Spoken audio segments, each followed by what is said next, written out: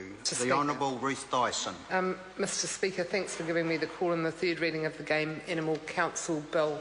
Originally, when this bill was introduced, Labor was very familiar with its history as part of the confidence and supply agreement with United Future in the previous government. We had established an advisory group that travelled the country and did a very good job, actually, on getting the various views on the subject the subject that is now the point of this legislation. Margaret Austin was the leader of that process, and I want to commend her for her passion and integrity throughout that process, and also acknowledge the 4,000 or so submitters who contributed to the early thinking along that path. There are, of course, the extreme views on either side.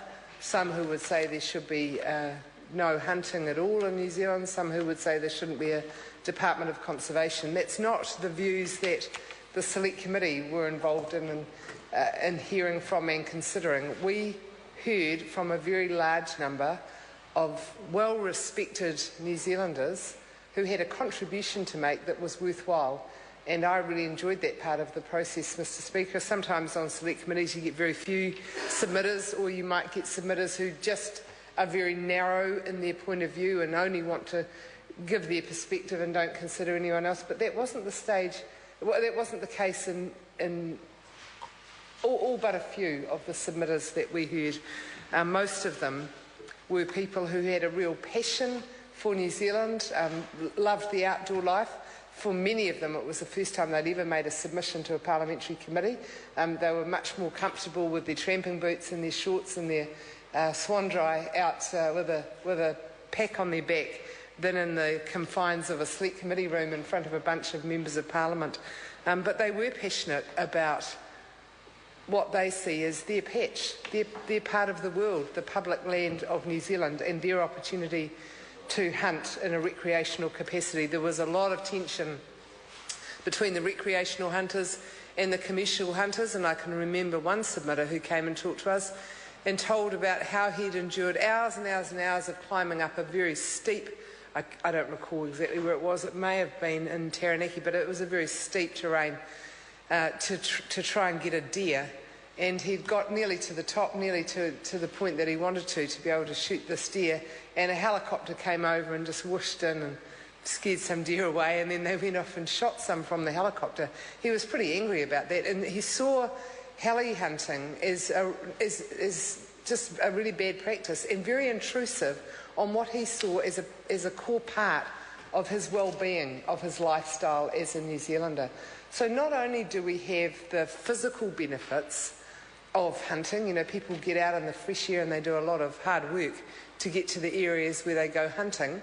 They obviously get food for their family, and very importantly as well, they reduce the pests that we've got in our land, and we've got a lot of work to do in that space. We have far too many pests that destroy the very environment that we all love so much. So the Select Committee process itself was a really good one. The committee worked, I think, across all parties in a very constructive way. So to end up with we had a bit of a shortened process. We wanted a little bit longer to consider the bill, and I think we would have got a lot more agreement had we been given the little extension that we asked for. But no, the bill was closed down, got sent back to Parliament, and here it is sat for months on the order paper. Months. It's very odd, very frustrating for the committee. We said we think we can get this better. We think we can get this right. We think we can get agreement if we have a little bit longer. No, we were denied that opportunity. Get that bill back to the House, and then it sits in the Parliament for months and months and months.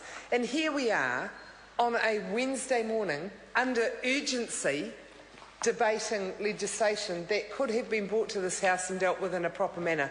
I think the process is offensive to good parliamentary process, and I'm surprised that so many of the National Party members now just take it for granted that we'll do things in a bad form, in a bad way. Well, what you get when you follow bad process is actually bad legislation, and that's something that none of us would want. Even if we don't agree with legislation, we'd want it to be robust. And then, of course, we've had the Minister's supplementary order paper, not discussed with any political parties, before the debate started, not signalled during the months that we've had this bill on the order paper and not progressing through Parliament, just dropped in the House at the last minute. It's sort of, I've got the numbers, who cares? That's right. Well, actually, a lot of people do. A lot of people care about good process and about things being debated and considered properly, because in the end, that's where you get high-quality legislation. So, Mr. Speaker, I think it's, above all, a wasted opportunity. It was an opportunity to get the various perspectives around this issue together and work through their differences until you got agreement. I think that was absolutely possible. When we first debated this bill, Labor said we would support its referral to a select committee, but we did express our serious concerns. We expressed concerns about the actual structure of the Game Animal Council, which is as a separate entity, rather than as a structure such as a Ministerial Advisory Committee or any such comparable structure, and that could have been set up under the Wild Animal Control Act. We didn't need a separate piece of legislation. We didn't need the type of consideration that this bill has gone through. And not only did we think that that was an unnecessary structure, it was also against the specific advice of both Treasury and the Department of Conservation. They said that setting up the Game Animal Council as a separate entity would set up direct and competing interests in the management of wild animals. They thought that it would be the highest cost in terms of regulatory time and in terms of resources. So here we've got an organisation that creates division, that creates confusion, and that costs heaps of money. I can't see who's winning out of this so far, Mr. Speaker. It doesn't sound like this is a win-win situation when, of course, we could have had a win-win situation. The opportunity was there for us to take, and it was thrown away by the government. I want to put on record not just the appreciation of the submitters, but also the respect and value that Labor places on recreational hunting in New Zealand. It is a core part of so many people's lives, and it makes a huge contribution in terms of controlling animal numbers and protecting our biodiversity. We've heard from many recreational hunters during this Select Committee process about their frustration with the Department of Conservation and how they weren't able to work together. There was always tension, they were always arguing.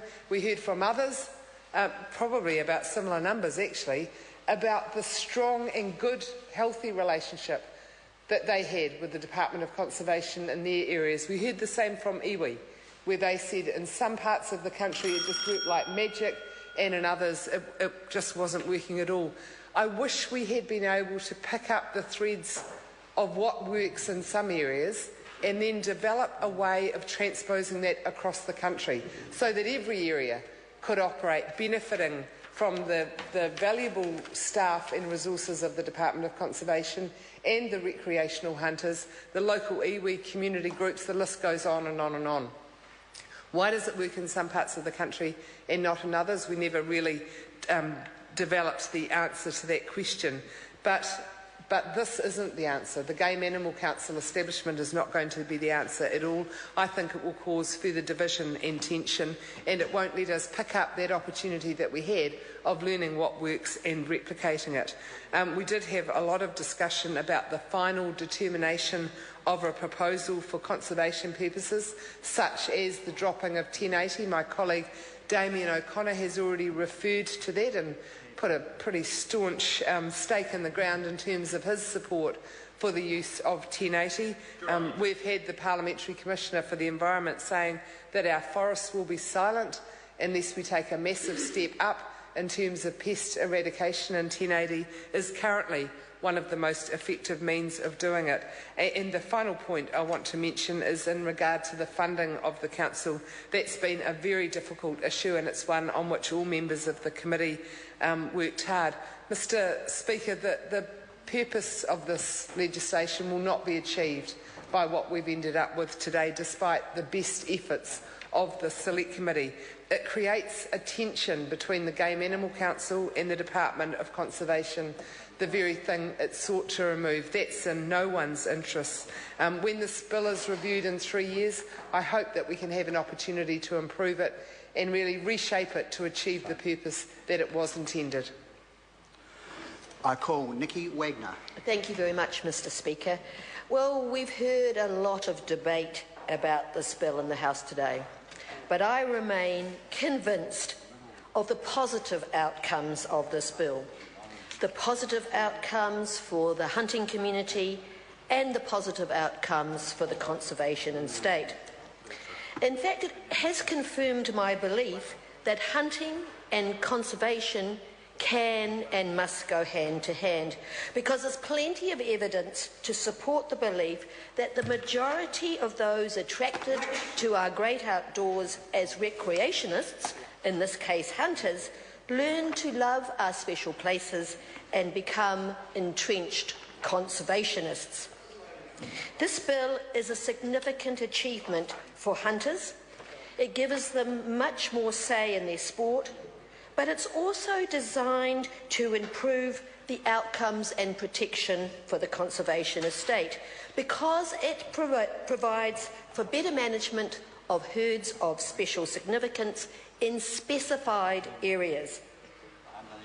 The Game Animal Council is a framework for collaborative, intelligent management of hunting and game animals, and those animals are tahr, chamois, deer and wild pigs. And this is really in stark